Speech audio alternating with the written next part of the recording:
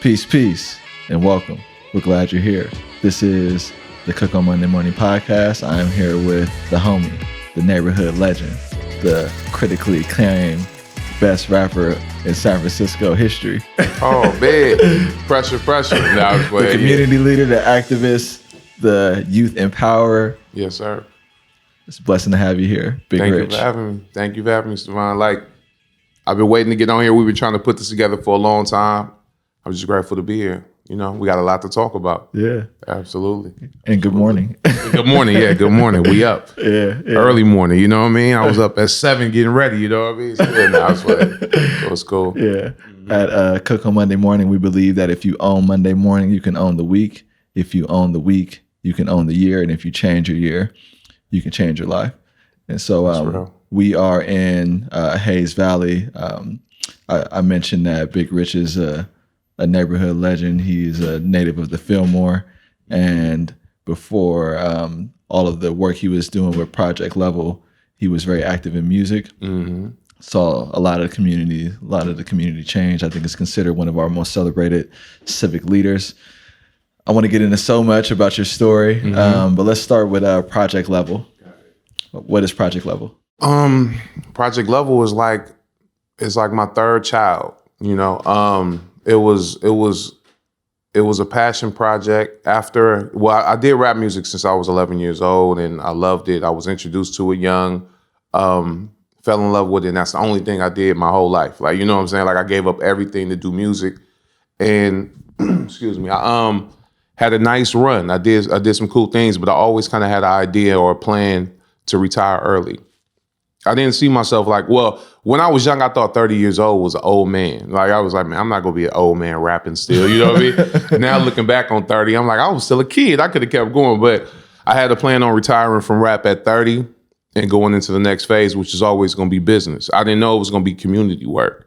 And, but looking back on it, Project Level stemmed from the passion that we always had of putting other folks on. We used to like during my career, I used to have 20, 30 young artists around me at all times. Like, we used to go shows. Like, when you booked Big Rich back in the day in 06 to 2010, you already knew that he was going to have 6 opening acts on his set. You know what I'm saying? Like, if you book me for an hour, I'm probably going to perform for 15 minutes, and the other 45 is going to be my young artists I was trying to develop.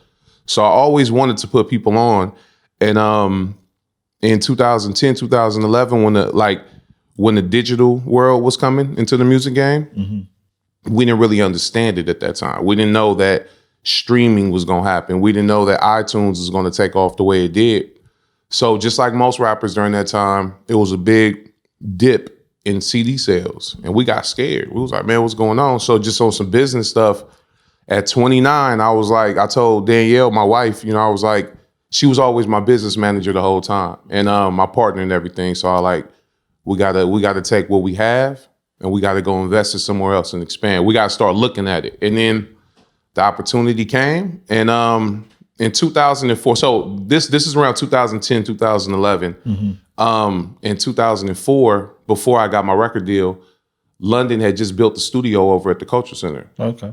Yeah. And she told me to come through and teach some classes with the kids. I didn't know what I was doing. I was still a kid myself, trying to get my stuff together. It didn't work out too good, but I remembered that. So when we was phasing out of the rap game, London was like, hey, Rich, we ran to each other. She was like, hey, you need to get back up in here. We need some programming. And I was like, well, last time it wasn't good, but me and Danielle, we got a dope idea this time. So let's sit down.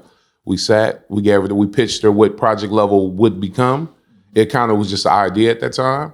She loved it. She said, let's go. So it was like crunch time for us to start putting it together. So the birth of Project Level started off more of as a, how should I say, like a music program mixed in with a little bit of film aspect and marketing. We wanted to kind of teach kids how to be like a multifaceted artist. You know what I'm saying? And kind of can do everything, can engineer their own work, film their own stuff, and then know how to put it into the market. You know what I'm saying? So we started out that way, but then when the kids started coming in and they didn't know how to rap, you know what I mean? But they loved dancing. So the kids started the dance department, you know what I mean? Then the other kids that didn't know how to dance, it was like, well, we like to take pictures. We like to, dress nice. We're pretty. It's a lot of girls in Project Level, young women in Project Level. So all of them wanted to do makeup and do all this other, you know what I mean? So the fashion department was developed because of that. So we just kind of like whatever they needed and whatever they wanted.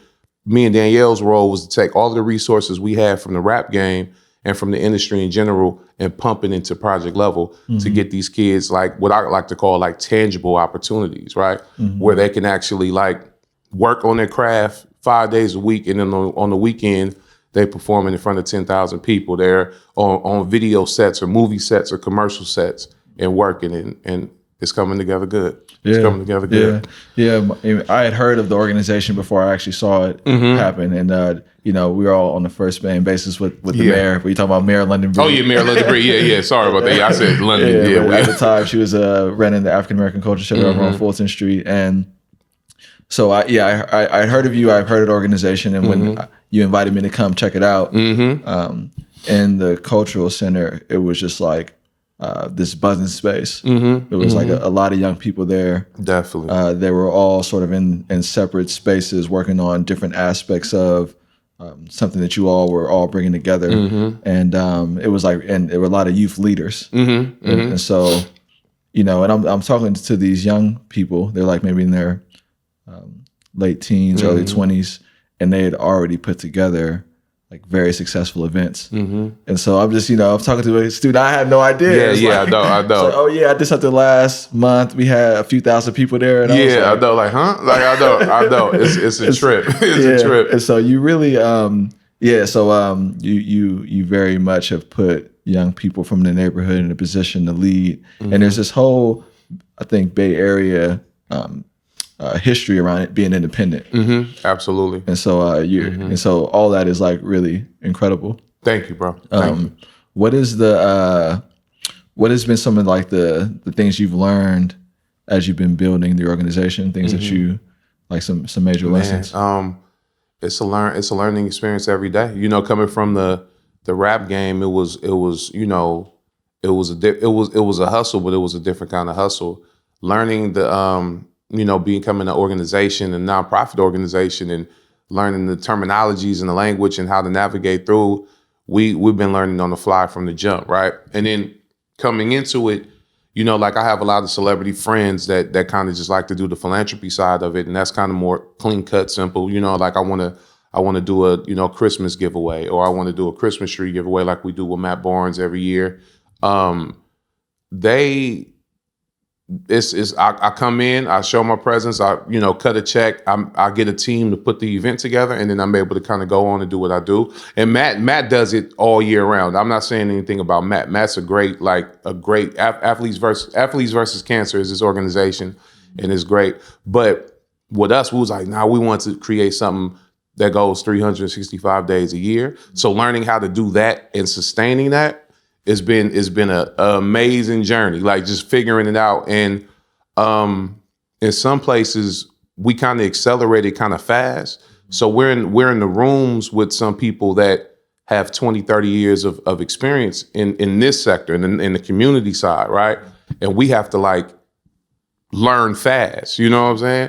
And really 7.5 years, almost 8 years in, we're just now kind of getting to the point where we understand it, we're seasoned, and we know where we're going even more now. So 7 years of trial and error, like for real. It's been a amazing but bumpy road for sure. Right. It's figuring it out. And then like the ask, like, as a rapper, it was extremely competitive, and we rap. All we got to do is just become the hottest rapper in the city. The money was just going to come. You know what I mean? Like bookings, record sales, doing collaborations, getting paid for our work was pretty much cut and dry. It's like, if you hot, we gonna pay you. If you're not, you got to get hot. You know what I'm saying? With this stuff, it's like, it's like we felt, in the first years we was doing a whole lot of work, and we was meeting other folks that that just had a very tight, admin back inside to their program, and then was getting a whole lot of funding to do what they do. And then they will call on us sometime to use our youth and to fill numbers or to help them with their events. And we like, dang, we over here on the shoestring budget, and we got hundreds of kids. And then these folks got maybe 10, but buku dollars. And we weren't angry at that. We were just like, how do we strengthen ourselves to get on that level? You know what I'm saying? So that's what we've been learning, to be able to get more resources so we can do more for the youth. Right on. Yeah. And I ran a nonprofit, you know, so I know about that whole nonprofit grind. Let's talk about the Fillmore. Got it. Let's do it. Go. Oh man, what does the mo mean? Everything. Fillmore means everything, man. Like I'm grateful to have been born here with a very rich culture, you know, and being old enough to remember the days when it was more Black. But even more importantly, it was just more culture. Like, you know, like it was, I mean, Juneteenth and just all of the block parties that used to happen and just you know, the fact that we was always walking distance from City Hall and all of the movie theaters. I remember like all my friends from Bayview and from Potrero Hill, Sunnydale and everything, like they used to have to come over here to go to the Kabuki to watch the new movie that came out, if it's New Jack City or if it's, you know, Nutty Professor, whatever. They used to have to come on this side. So we were kind of privileged in a way, but it was just a great experience. You know, a block down from the Full House, you know, houses and stuff. Like it's like it's nothing like it. It's like, you know, in New York, the iconic neighborhoods in New York is like, I feel like San Francisco and Fillmore in general like stacks up with all of them, with all of the great cities and neighborhoods in the world. So it was family. It was, you know, like as a kid, we used to, you know, it was that time when we used to get in trouble by our neighbors. You know what I'm saying? Like if I remember one time I was experimenting. I was a young person. Don't do this. Well, it's legal now, but I remember one of the first times I ever tried smoking weed. We was in the courtyard in our buildings in the Bannekers, and like my dumb self, I'm 13. I don't know. They pass it around the little joint or whatever, and I take a puff. And then like 5 seconds later, like 4 parents come out on their balcony. Yo, dad wants you, Richard. Get up there right now. They all call my dad. I'm like, yo, son out here smoking weed. Oh my God, I was on punishment for like a month. And you know what I mean? Like, but just the camaraderie, the growing up in the Bannekers, it was a, how can I say? It wasn't public. It was public housing, but it wasn't like a housing project. So we kind of got like both sides. It was kind of what we used to be like the rich projects, they used to say, right? But that brotherhood, you know, growing up with 20, 30 friends in the same complex, and we experienced Christmas together, we experienced first day of school together. Fillmore was a great place, man. And it still is, but you know, like in the 90s and the 80s, it was an amazing place. Yeah. And you're definitely keeping that that neighborhood connection alive. Like I was mentioning when I walked in and saw all the kids together and getting to know each other. What was your sort of home situation like? You just talked about your dad. Yeah. Like, do you have siblings? I have an older sister. Her name is Monique. She's like 8 years older than me. But my dad and my mom, they met, and she was from a prior marriage. Okay. So we're like half brother and sister. And then my mom and my dad, and it was the 4 of us for the longest. You know what I'm saying? And I was born. My parents was living in Chinatown when I was born. So my mom is full Chinese and my dad was full Black, like super dark, black as my pants, you know what I'm saying? And my mom was a little short Chinese lady and stuff. And so we was born in, while I was born, we was living in Chinatown. We moved to Fillmore when I was 18 months old and to the Bannekers. And we like, I don't know, man, like, my parents was in the game at that time. What I mean by in the game, they was hustling. They was, you know, my mom was bartending. My dad, they was all in the street. You know, it was just that kind of lifestyle. And I really, I never had to want for anything until I got a little bit older. And my parents got arrested and they had to fight a case and they went through all of that. And then we was poor. You know what I'm saying? It's like, well, you know, that whole crack era run in the 80s where so many of us Black folks was rich and living this affluent lifestyle and all of that. And then one day the police came and swooped everybody and the whole fortune was gone, that type of stuff, right?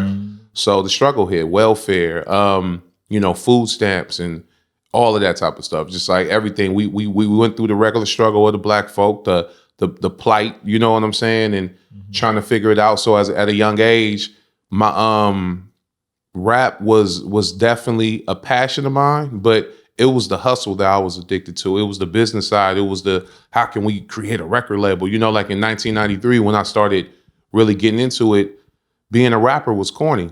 You know, like, oh, you want to rap? Come outside on the block. And all my friends were selling crack at that point. You know what I'm saying? And like, I was a square per se for being a rapper. And then, you know, by the time I retired, it was the complete opposite. All the dope dealers wanted to be rappers. You know what I'm saying? Like, it was just a complete 360. Yeah. And yeah, typical. My dad was like my best friend. You know what I'm saying? Like, he was older. He was 48, 49 when I was born. So he kind of had lived his life, and he was like devoting the rest of his life to just raising me and teaching me everything. So he was my school, he was my church, he was everything. Like, he taught me everything I knew up to that point. And my mom was like I don't know, she was a little firecracker. She was she was the ignition in the family. She was always, you know, trying to figure it out, hustling. And he was like the brains and he was the calm in the storm. You know what I'm saying? Okay. Great dynamic. Both parents the entire time. They had their issues and stuff, but they never broke up. They stayed together for us, for the kids. And then I started having my own family, you know. So yeah, and my oldest daughter, Alani, was born in 2005. And my youngest daughter came 2 years later, Bianca, in 2007.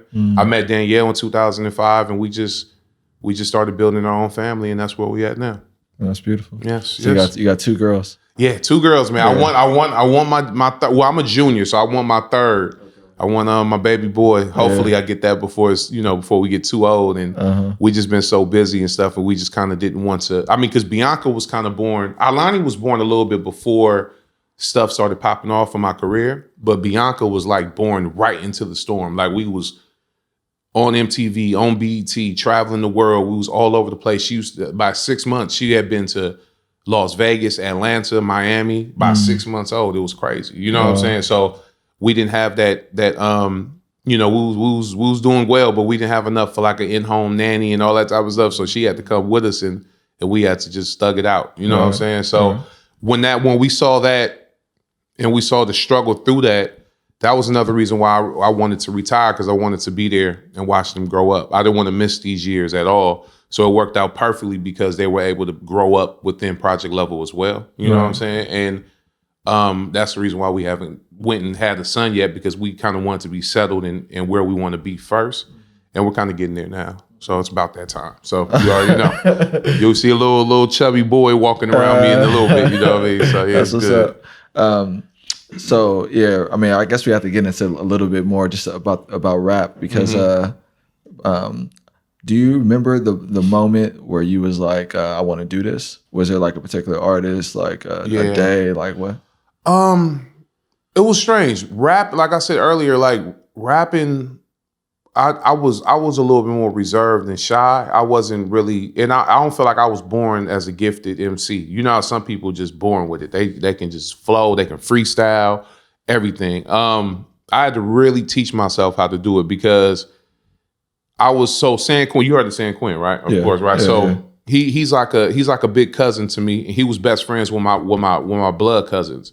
And when I was like 8, 9 years old, we used to be up there on Hayes and Divisadero. And that's where Quinn kind of got his start. He was like 12 at the time, but he was already a young pride. Like, everybody knew he was going to be a star at that age. And they was in a rap group together, him and my cousins, and they wrote me a little verse as an intro. And he wrote my verse. He said my name was going to be Dollar Bill, because playing off the rich name, right? He's like, your name will be Dollar Bill, and here go your first verse, spit it. You know what I mean? I don't even remember what I said on that verse anymore. But that was like my intro, but I was completely... It was too soon. I wasn't ready. I was like, nah, I'm cool.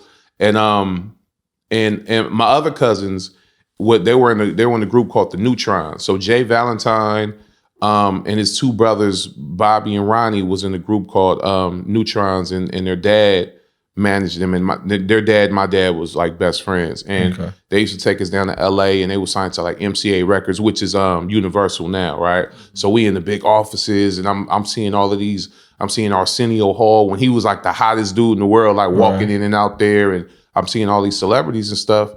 And I'm just like, man, this is crazy. But I still wasn't ready. But in 1993, I remember that August 22nd, 1993, it was the end of the summer. We was getting ready to go back to school. And we was over in the Bannekers, and all my friends was just like playing around, freestyling and beatboxing and all this. Right. And I'm sitting there listening. It was exciting. It was like, oh, this is tight. I'm like, man, my mom bought me a karaoke machine for Christmas. Y'all can come up to the house tomorrow and we're going to record all of this. You feel me? Mm-hmm. And I'm like, they're like, what? They didn't know what the heck I was talking about. So I rigged, I had like a little Ratman Casio keyboard, and I rigged it and put a microphone like this right on the speaker. And then I pressed record on the karaoke box, and then they rapped into another mic while the other mic was catching the beat. And it's just been on ever since. I fell in love with it. But it was from the CEO perspective. I was like, I'm gonna get all of these rappers together and I'm gonna just be like a record label. I'm gonna be like, at that time it wasn't even Def Row yet. It was like, I'm gonna be like Def Jam. You know what I'm saying? Like, yeah, Def Row hadn't even like launched at that point. And then years later, years into it, the reason why I had to pick up the pen was out of necessity. You heard of JT the Bigger Figure, right? This dude was not my next door neighbor, he lived around the corner. Andre Nicotina he lived in the same building as us too. So it was all of these big rappers in the Bay Area in San Francisco that was like a block away from where we was at. And I had my little home recording studio, and then these kids would come in there and do these songs and then go outside, play it on their little radio. And then JT would just go handpick which artists he wanted. Like, all right, y'all coming over here to get low. And then Nicotina took a few of the rappers. He was like, all right, I'm taking you to the studio.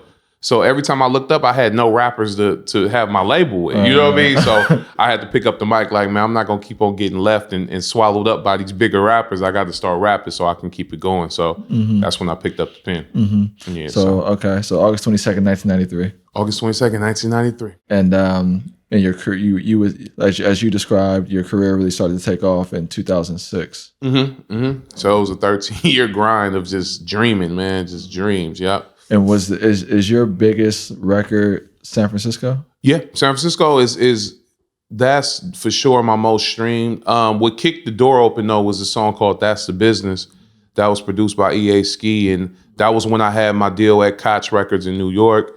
At that time, DJ Khaled was signed there, BG, the Hot Boys, Cameron, Dipset. We were all like label mates at that time, and I still remember the same month that I came out.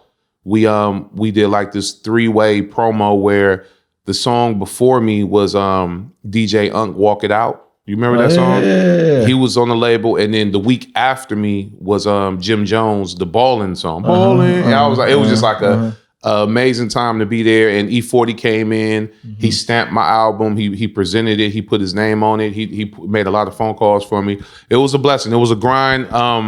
It was a great year too. It was the hyphy movement. Everything was just kind of just at the right time, you know? Yeah. Everything was good. Yeah. I mean, I think that was really the time when, you know, the Bay Area music started to get more of a mainstream look, because before that it was you know, it was really like underground. It's kind of like the Houston, Atlanta scene. Yes, absolutely. And so that must have been like a beautiful moment to. No, it was surreal. You know, like doing the, you know, recording the album. We had no budget, we had no money, we didn't even have the deal yet. And my manager at the time, Chuck, he was the CEO of Done Deal Entertainment, which was myself in a group called Fully Loaded with another rapper named Your Boy, and then Quinn was like the main guy, and Willie Hen. Willie Hen is the man that's the preacher in The Last Black Man in San Francisco movie. So we was just this big label running. The label kind of disbanded, and I decided to stay with Chuck. And Chuck already was negotiating this label deal already, and so I, you know, just by staying with him, I was able to take on that responsibility of the label deal and carry the label on my back by myself. But it was cool though, because me and him, we just grinded it out. We was like, we got to do it. We're going to do it together. And we pulled it together. We got the album done, turned it in, got all the features we needed. We had everybody on it. We had the Locks from New York. We had E40, Be Legit, of course. We had the Federation, everybody that was hot at that time. Clyde Carson, everybody. Turf Talk, everybody. And then we you know, and it was right timing. E40 had went. What really helped the hyphy movement, though, to be honest, not only the passing of Mac Dre, unfortunately, RIP to Dre, that kind of helped the sound start generating nationwide, right? Because there was a lot of tributes to him. And then when 40 decided to go sign with Lil Jon, while Lil Jon was like the hottest producer in the world at the time, and then Tell Me When to Go came, and then Tell Me When to Go featured Keek the Sneak. Like, I don't think a lot of people thought about like, dang, like the hottest underground rapper in the Bay Area was Keek at the time, right? He gets put on the Icon single, E40 single, produced by Lil Jon, going through Lil Jon's channel. It just exploded, man. Like, you know what I mean? And we was just kind of, and then to be able to have 40 present my album just helped me so much, especially because my sound wasn't necessarily hyphy, right? Like it was, you know, what the street music I would call it. And that kind of like helped balance it. You know what I'm saying? And it was good for people to see 40 like co-signing like a street rapper compared to all of the hyphy stuff. So it was a cool time. It was a cool time. Yeah. No, I was in college. I graduated high school 2003, and so I was in college when "Tell Me When to Go" came out. And the first time I saw it was on YouTube, and YouTube was like still very early. Yeah, I remember those days. And I actually grew. I mean, I listened to Cameo growing up and all of that, and I remember obviously E40 was a part of all of our childhoods on the radio. Absolutely, Sprinkle Me. Yes, yes, sir. Yes, dollar. All of that. Nah, for real. For real. But when that came out, it was like, whoa. It was on. It felt good. Yeah, it felt right. And then with Mac, I actually didn't. I didn't listen to a lot of Mac Dre while he was alive, but Not My Job. That was like my yeah. See, you know what's up. You did your Dre. It was a trip because, and I say this a lot too. Like Dre was a close. I met Dre when he first got out in 97, 98, and then we took him to Kansas City for the first time. We had got booked by some promoters in 99, so I was still in high school, and we was out in hot ass Kansas City. It was like a heat wave that week. I remember we stayed out there for like 11 days, and he got embedded with everybody in that scene. He was like Tupac in Kansas City, which is ironic that he ended up passing away 5 years later in Kansas City, right? But he was still the older Dre. He was still the baseball cap, more like the player, the Mac. And I don't know. We came back home and he was just putting out music, and then he just started experimenting with his look and his sound, and then he just came with this whole Ronald Drake, and that was the first time we seen him like get out of character or get into character, and he just started creating this persona, and he just kept going, and I kind of was confused a little bit, to be honest. But I knew the marketing. I was like, every time we run into him, he's like, "What's up, Rich, man? What's going on?" I'm like, "Man, what's up, bro?" Like, I'm like, "You look different," you know what I mean? And but he knew it was his plan the whole time. You know what I'm saying? And he succeeded at it. And unfortunately, he wasn't able to see the ultimate success. That's usually how it happened as well, which we was talking about off camera about Nip. But like he really cracked off that hyphy movement for us, with the whole animated look, the vibe, the party, the good feeling, bringing back the old like Digital Underground Humpty Hump type. You know what I'm saying? Like the Bay Area, we're revolutionaries out here, but we also know how to have a good time and party. Right. Very innovative, very diverse. You know what I mean? With our music for sure. Before we leave music, what would you say is the current status of Bay Area music, Bay Area hip hop music? Like currently at this moment right now, it needs a resurgence right now. I know over the last 4 or 5 years though, we had a great new generational run. You know what I mean? Like the Pilos, the SOBs, a lot of artists was going gold and platinum. Like we never was able to reach that success. You know what I'm saying? Like in Fillmore, the only rapper that we know of that went gold is Rappin' Forte. You know what I'm saying? So to come now and just see so many artists is like reaching this insane level. But at this complete second, we're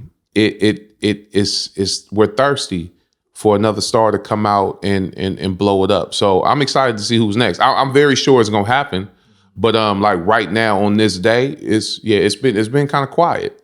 So I think it's a new kid that's finna bubble up and come take over. Yeah. So I'm excited about that. Yeah. I mean, I really like up until this point in our conversation, like you really highlighted the positive around all the great people that came out of Bay Area hip hop, around all the beautiful things about the neighborhood. And I know, like, and so, but whenever you talk to hip hop artists, people that know a lot of hip hop artists, it's always I don't know who to bring up or who doesn't like each other. Let me tell you who my favorite rapper is right now. My favorite Bay Area rapper is Mozzie. Oh yeah, absolutely. Mozzie is lyrical, like he's a monster. When we first heard him, I'm like, he's dope. I was like, is he gonna be able to sustain it? Right? Because when you spitting bars in this era, it's not appreciated, right? It's like, cause all this weird stuff that's going, you know what I mean? Like all this weird music. Right. And I was like, could he crack through in this world of weird music? Could he really come through with hard lyrics? Yeah. And he did, man. He did. He's super successful, very humble, a very nice young man. Like, and well, I'm not saying that in a soft way. You know how people like, no, a very good dude, a good father. He's a good young man. I met him a few times, and it's always very respectful. He knows who everyone is. He a student of the game. He knows everybody, and he knows how to approach people. That dude's gonna be around for a while. Yeah. I love him for real. Well, who do you, not just like hip hop, because I know like you're a man of many tastes. Yeah. Who do you listen to? Who am I listening to? Currently, right now, to get going, I'm messing with Roddy Ricch. Okay. Oh yeah. Like he's like probably the first new age rapper, besides like Future, but I don't really consider Future new age. He's been around for like over a decade. Drake, of course, and all them dudes. But like out of the new dudes, Roddy Ricch is the one that I really got into. I tried to mess with the Migos. They dope. I still listen to him and stuff. But Roddy, he's talented. Okay. He's really talented. Like, and when you listen to his album and you hear all of the dimensions in his work and his music and his musical knowledge, you know what I'm saying? From playing the piano to how he does. Like, I just thought that he was just using auto-tune, but he really uses auto-tune as an instrument. And super talented. So I'm listening to Roddy right now for sure. Yep. Yeah. And so the city that we both love. Yeah. That your homegirl is running right now. Yeah. What there's is a whole lot going on right there too. Yeah. So talk a little bit about what you think are some of the top issues in the city, and as you see them. Man, there's a lot, man. Like it's kind of like it's all right. Just speaking from I'm just speaking from the African American population, right? It's a double-bladed sword. It's like it's only 4% of us left, 5%, whatever it is. It fluctuates from, I hear 5.9 to all the way down to 2.9. I don't know what it is, but it's not a lot of us, right? And it's two ways to look at it. Our population, we still consider our population as being extremely underserved. But when it's such a small fraction of the overall population, it's like, that's when it gets tricky for me, because it'd be like, well, it's easy to serve 3%, right? Like, it's not even going to take a lot of resources to serve that small amount of people. But then on the flip side, sometimes you get lost because it's such a small voice in population that it can get lost in the channels of this stuff, especially because our population isn't extremely involved in the politics down there to figure out like even the services that we have available to us. Like, with the work that Danielle and myself do, Project Level is one thing, but Family Restoration House is owned by Danielle's father, Gary Banks, and we all do services. And Danielle kind of head and runs that whole team, and we do services for 4 different housing projects in here. So Hayes Valley, Robert B. Pitts, which is Turkwood, the Chop, you already know, West Side Courts, and now we're getting into Plaza East, OC, and just literally trying to break down barriers of just helping families like get services that they don't even know that exist. So it's like, if there will be like pots of money to help these populations, and these populations don't know how to go get to it, and that's a big reason why we're underserved. But if we had the knowledge and that's what we're trying to do with all of these families and these kids, is like teaching them how to know their presence in this city, how to know how to navigate in this and be down there and get active and see what's going on. Because that's what they can use against us. They can be like, well, the help is there. You're just not activating it. You're not coming to it. And we feel like, well, you should bring it to us. And then it's just this tug of war, right? So, yeah, man, I'm optimistic though. Very optimistic, and being in a progressive city. This is the city where you can get a permit to go protest. You know what I'm saying? Like, you can get people come bring you water to make sure that you don't faint while you're protesting. This is a very revolutionary city, revolutionary area. The Black Panthers came from right across the water. You know what I mean? So, but on the other side too, I'm definitely 100% one of those activists that feel like I can make a lot more change from inside out than outside in. And that's been my standpoint. And I'm not a politician, and I always get asked, I'm like, nope. I'm a community leader, and I love to do that, and I love to work with politicians, right? To try to help them in some ways. Like, I mean, like, I know you're woke and you understand what's needed, and you're going to do a good job when you know what I'm saying. Right on. London, in my opinion, because I know her from a different angle. I don't know the politician. I know London. London, Miss London Breed, the mayor. Again, I want to make sure we do that, and so I know where her heart is at, right? So it's like. I never get lost in the political stuff that happens. I never get lost in it because I know exactly how she feels every day. And that's who and how I want to work with these folks on that level. I don't want to I don't even know policies. I'll be like, what? You know what I mean? Like when I talk to Shaman and them and he be kidding me with this language, like I know Shaman Walton as a Black male, from San Francisco that grew up here, that's always been a leader, that's always been trying to help our youth. And that's how I was introduced to him, and that's how I built my bond with him. So I want to keep it that way because we know what we need to do to help these kids. Yeah. And I think that those neighborhood pillars, those like people that build these organizations that are community institutions, they need to be able to persist and build no matter who's in what position. Absolutely. And when we get people like Shaman and Supervisor Walton and Mayor Breed in those positions, we definitely have an opportunity to get plugged into things and get educated on things. And we see ourselves and, it's like, it's very uplifting, all that stuff. It really is. It really is. And so, but people like you are definitely a part of the solution and how we turn these things around. When you mentioned about access to resources, knowledge itself. And we were talking a little bit about, I want to get into the issue at Forever 21. Gotcha.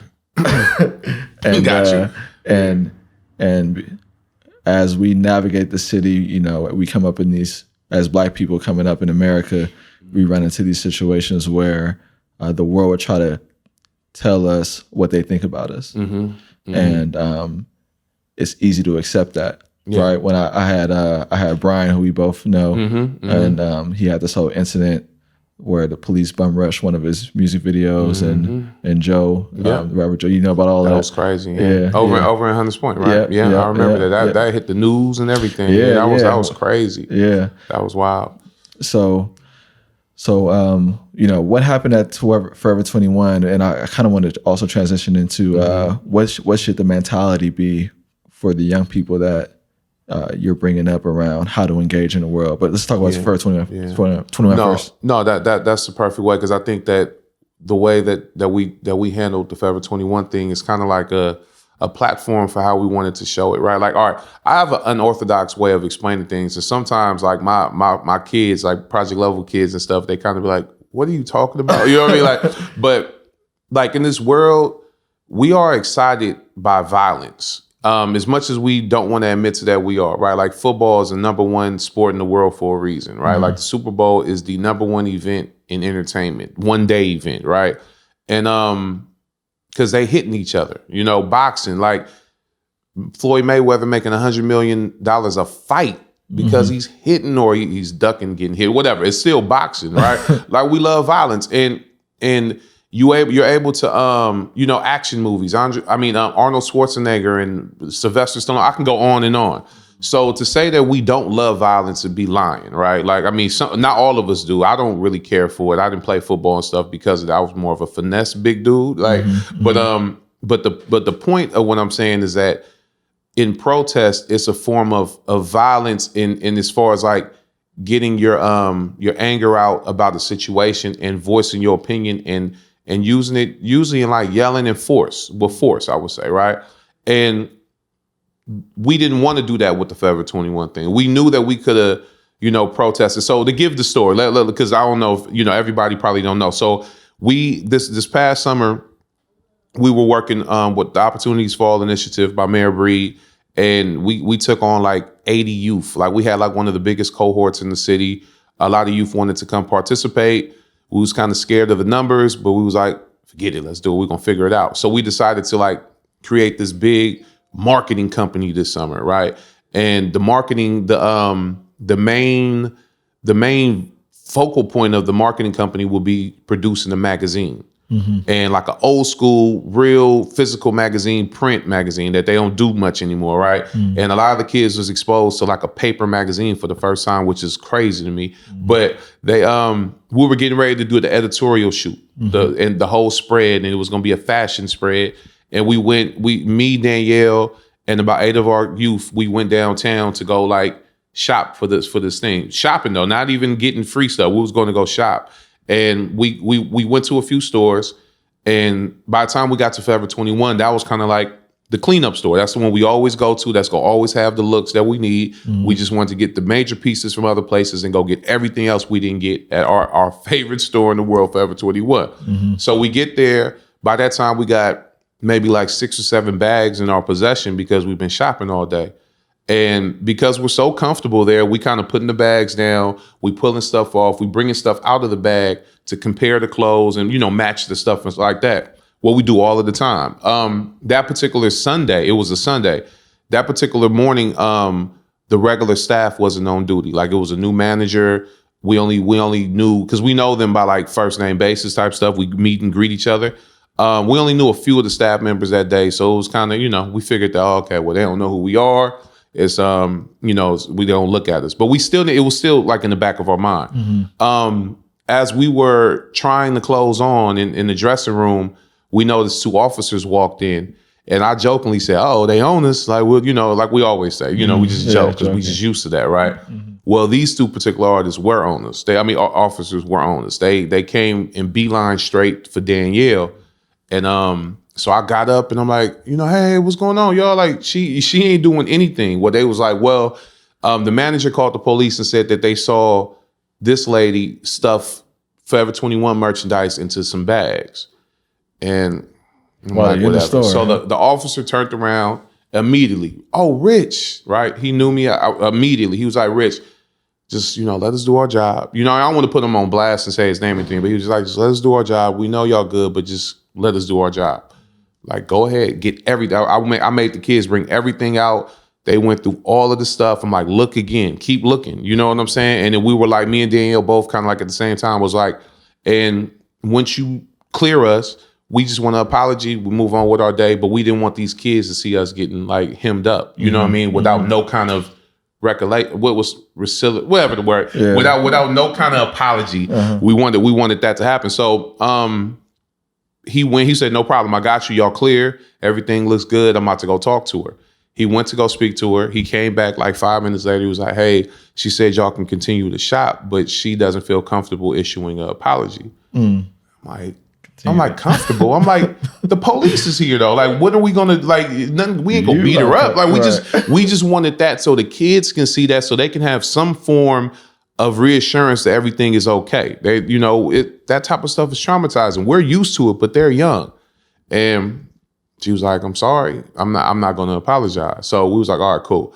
Then the police officer was like, she should definitely apologize. Like, y'all should take this further. So let's step out, get off their premises, and we can explain to you what y'all should do next. So I'm like, all right, all of these people in the store is looking at us, right? And then these 2 police officers is about to walk us outside. It looks like we're being escorted out. So I pulled out my phone and I'm like, all right, I'm going to film this part. And then that's when I said, and then Danielle pulled out her phone and she documented it. And we just said some stuff like, we will never steal. We don't have to steal. We have too much power, influence, all that. We just, just talking. Right. Had no intentions at that point to post it. We just wanted to document it. We went outside. The police officer said, they was like, man, this ain't cool. She was definitely supposed to at least apologize. The customer is always right. She definitely, they had security on the grounds. They bypassed the security and went straight to the police, right? Meaning like it escalated too fast, too quick. That could have spent off into something crazy. The kids could have went off and talked back and got arrested. You know what I'm saying? Like anything could have happened. They shouldn't have did that. I'm like, all right, cool. Thank you for agreeing. We got the information. We moved on. When we went across the street to the mall, me and Danielle just wasn't feeling right. It was like, this is weird. I'm like, Danielle, let's go back over there, just us two on some adult stuff and talk to him. She was like, nah, let's call first. I don't want to make a wasted trip. So she called, somebody answered, said that they were the manager. And they said, I'm sorry you feel that way, but we cannot issue you an apology.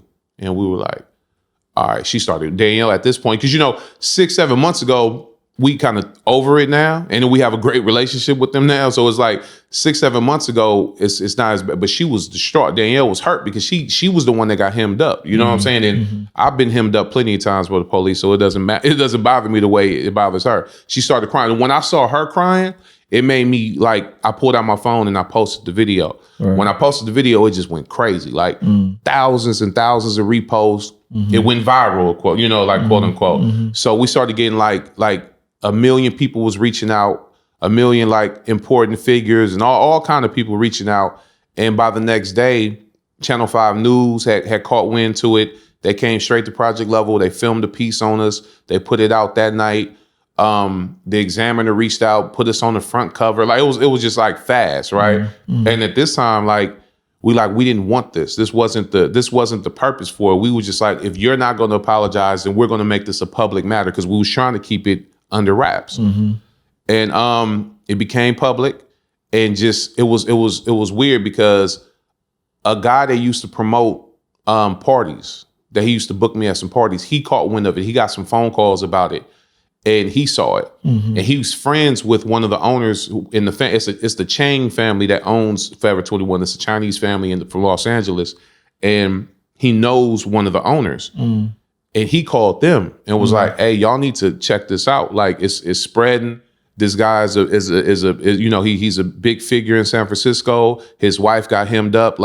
Y'all want to check this out." So simultaneously as that's happening, man, all kind of folk. We was getting letters was being written, generals in the army. It was all kind of crazy stuff, and people were just "Hey, my friend's father is a general in the U.S. Army, and he was so appalled by what he saw, and he just wanted you to know that he wrote this letter and he sent it to their corporate offices. Take a look." We was just getting those kind of letters and emails every day, and we're like, damn, the support is out there, and we let's use this voice to really, because it was about respect, and it was about equity, and it's about the being there was thousands of kids. Number one, we know for a fact that kids shoplift and people shoplift in general.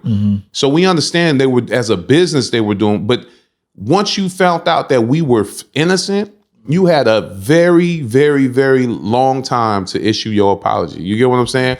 All staff members was reposting the videos, and they went in the back and was like, "Man, y'all messed up. Y'all picked the wrong ones. This is going to be ugly." So then their staff started getting scared, blah, blah, blah. Ownership reached out. Probably about 2 days after that, they reached out. Then when they started getting the letters coming in, then they was like, "Okay, we're going to fly up tomorrow." You feel me? And they flew up. We met down at City Hall in Joaquin Torres' office. And because at that point, they reached out. They found out about it. It was no phone. I didn't call none of our, friends, that I didn't call any of them. They all saw it and they reached out, and Forever 21 came up here and just they had the idea of because they knew, they asked us from the beginning, basically not asked us straight up, but they knew that we didn't want to sue. We didn't want a lawsuit because we was that's corny. We just want this to get fixed. You know what I mean? Because I was coming off of H&M situation where the coolest kid in the jungle or the coolest monkey in the jungle, and we was we already started boycotting them and not shopping there anymore. So we man, y'all was our favorite store. We just want a form of apology. Forever 21 took it a notch up. And was since all of your kids are, young creators and dancers, singers, fashion models, fashion designers, let's do a collaboration. And we're okay. You know what I mean? So what you talking about? So he their lawyers came up with this plan and then they sent it to us, and then Danielle kind of fine-tuned it and added stuff to it. And we came up with this big package, and it's gonna be a multiple collection release collaboration with them for 18 months. Within that time, we're going to produce a bunch of work, and it's going to be worldwide released. of course, all their websites, a majority of their stores. We're going to rewrite their HR policies and stuff. We're going to rewrite like how they hire, their sensitivity training, their interactions with customers. Internships is in the package. Scholarships, I pay scholarships for the kids that want to leave here and go down to Los Angeles to various schools. We're going to set up like a scholarship fund with them. It's going to be a lot. It's going to be, and then it's like the first of this kind with the major like department store and a nonprofit of our magnitude, of our size. Like we're a boutique organization. So being able to collaborate, and they're giving us full control, 100% of the proceeds, everything comes back to us. We own everything. We're producing the video content. We're producing the social media campaign. We get billboards in Times Square. I don't know if I mentioned that. We getting the billboards, everything. Like they going all out. So So basically, all that long story right there. Wow. The point of it is that we didn't have to throw one rock at them. We didn't have to, put one picket sign up. And I just wanted the kids to know it's more than one way to skin a cat. You know what I'm saying? And you can still get the job done, but you got to go in there. You got to be very stern, very forceful in what you stand for. But they gonna listen to you. You got to make them listen sometime. Though, Wow, I actually had no idea all that had happened. Yeah, it's crazy, bro. I mean, I saw it on the local news. I didn't know about the outpour support nor the plan that the company worked with you on to try to atone for what happened. And I think there's like this. You talked about getting hemmed up, and I talked about the situation with Brian. People don't understand that a lot of Black people, not all Black people, but a lot of Black people walk around carrying this sense that they're being watched, or they're like people are going to look at them as criminal, and it's be like Latinos too. It's like, and so when you walk into a store, there's already some apprehension. And so to get that affirmed when you're trying to spend your money, but so everyone a lot of people sympathize with your situation, right? I'm sure you're getting support from people with many different backgrounds. Oh yeah, we got a lot. We even was getting hits from people that was like, I just went through something like that. Like, could y'all help me? You know what I'm saying? And in those situations, it was like, well, it was maybe a little bit too late. But also I was just telling them, like, get involved, get down there to the powers that be in your city and get them behind you. Because once you get City Hall behind you and other important figures, you're gonna force Target or whoever it was that they had the issues with to have to bust a move. You know what I'm saying? And if they're a stand-up corporation, a stand-up organization, they're going to bust a move. And if they don't, you got to continue to hold them accountable. Yeah. And I think it's a lot to say too, that, it was serious that you were a builder, that you and your wife are builders, and you want to turn this negative into an opportunity to build. Absolutely. And in that company of that side, they obviously know how to build. So there's a way for you to see that operation. And I know you've seen other major corporations do music, but a major retailer, that's like a whole other type of. Yeah, I can't lie. I mean, they make $4 billion a year. You know what I'm saying? Like we went.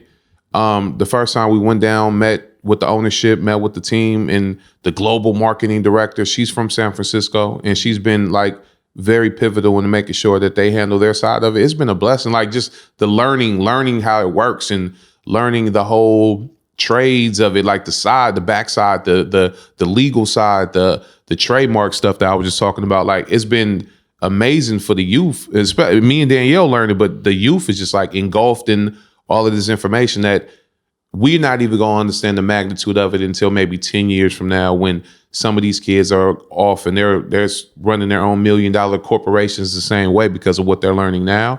It turned out to be an amazing opportunity. And then we even wanted to take it a step further, because we wanted to explain to everyone it was not about Danielle and myself. It was completely about the youth, because we did this casting call, like a modeling call. They were like, yeah, we can get, these influencers, we can pay all of these superstars to come be in, wear y'all clothes. We're like, nope, we don't want that either. We completely want a grassroots campaign where all of the models are hand selected from the Bay Area, number one, and then also with no real resumes. We wanted like untapped talent, because that's kind of like what our kids represent, like this new untapped talent. And so we did a casting call, 20,000 people submitted.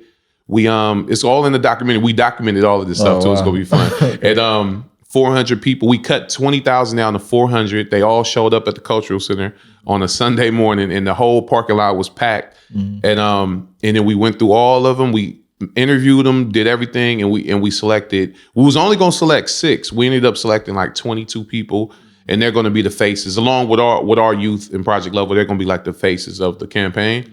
And we just want to keep it like that. We want to keep it grassroots. We don't want to put too much, fancy gloss on this. We want to make sure that this benefits everyone, because some of those same people that made it through the casting call have been discriminated against as well. You know what I mean? So this is definitely for the people. Every guest I have on the show, I wrap up and we talk about 2 things, and that is leadership and legacy.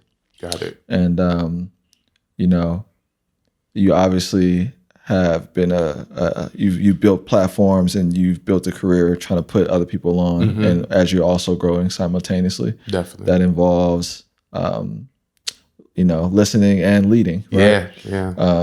Which doesn't have to be different. But do you have any guiding principles when it comes to leadership? Yeah, I always it's a piece that I produce for the campaign. It's going to be the first thing that we launch when we start promoting the whole collection.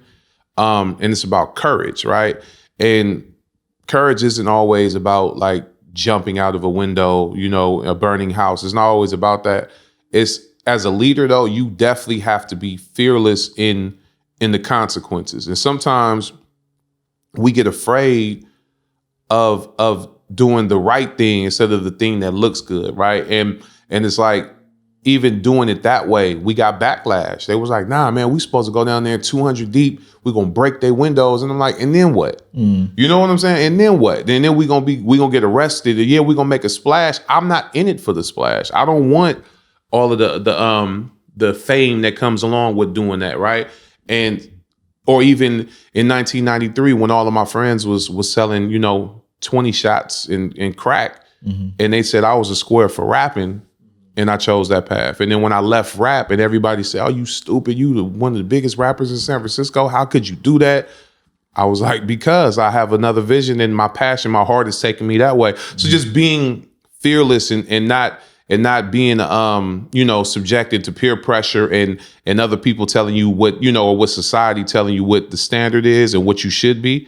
You got to, because how you gonna lead? If you copying and pasting somebody else and you following somebody else, how you ever gonna be a leader yourself, right? And if people are following you and you only like you just stick in the status quo and following somebody else, and you ain't a true leader. So you got to be fearless. You got to go out there and experiment with things and kind of not be afraid to fail. You know what I'm saying? And once you do, pick it back up, adjust, learn from what you just went through. That I always learn from my losses. I embrace the losses because I learn way more from the L's that I took than the W's. I don't learn from the W's. I'm like, all right, cool. You know what I mean? We won. We were supposed to. You know what I'm saying? Like, boom. And then, but when we take an L, oh yeah, I sit down and I analyze the tape like an athlete. You know what I'm saying? And just try to get better. Stay humble. Know that the process can be long and it's not. I feel like legacy and leadership. Well, legacy, the other point that you had, is very important. And when a person cares about the legacy that they leave behind, they're not really worried about when that fortune will come, right? Because if it's about getting rich quick, we can go get. There's many ways to make some money fast, but your legacy is going to be very, very, very, very short and bland. It's not going to leave a long-standing legacy, right? So the more value we pump into that, the more lives that we affect, the more changes that we make. When people are making history in real time, they don't realize it. You know what I'm saying? They just going after it. They passionate about it. And in 10 years, 20 years later, you look back and you be like, oh man, I didn't even realize we was innovating something that day. You know what I mean? Like, I didn't even know that this was the first time that was happening. So when you make a history, you don't even know it, man. You just love what you do. That's my take on it. Yeah. Well, my on just on the legacy piece, because you I think you did sum it up pretty beautifully, really beautifully. I named my company after my great grandfather. It's called the Luther Harris Holding Company. That's real. Our family moved here in 1947. We bought the house on Oak Street. Nice. And nice. Ooh, see, that was smart. You know what I'm saying? Like, yeah, that was a great investment. Well, it was at a time when the city was considered undesirable. Got it. So you couldn't get a bank loan. Oh, it was redlined, and so he came here with a 6th grade education. He bought homes for him and all of his children, and he did it at a time when it was much harder for Black people. Of course. And so Luther Harris's legacy is important to me. Absolutely. This is his dictionary. Wow. And these. I gotta touch it. Damn, this is authentic right here, too, guys. Like, it's just letting you know that's real. Yeah. That's real. And this is my great grandmother's chair. That's what we're talking about. The chairs we're sitting on. That's crazy. So we sitting on history. Who's sitting on history? Yeah. That's what's up, bro. So how do you think about your legacy? You talked about it. Do you have anything else to say about it? Yeah. Last point I think about the legacy is I'm aware that I'm like the first in my family to do any of this, right? So I know that if I want, my dad used to always be like, Richard, like you got to have some sons. Because my last name is Bouget. He's from New Orleans, Creole, and I don't know any Bougets out here. Like on Facebook, I know a million of them. They all over. I got cousins all over the whole country. But out here, he was worried about New Orleans, by the way. Sorry, yeah. Exactly. Yeah, 100%. And he was here. He was alive. He died in 2009, the end of 2009 of lung cancer. But he was like 77. He lived it up. But he had 2 granddaughters. My 2 daughters. He was, he had 3 granddaughters. My sister has a daughter too. But he was worried. He was like, Bianca ain't a boy, huh?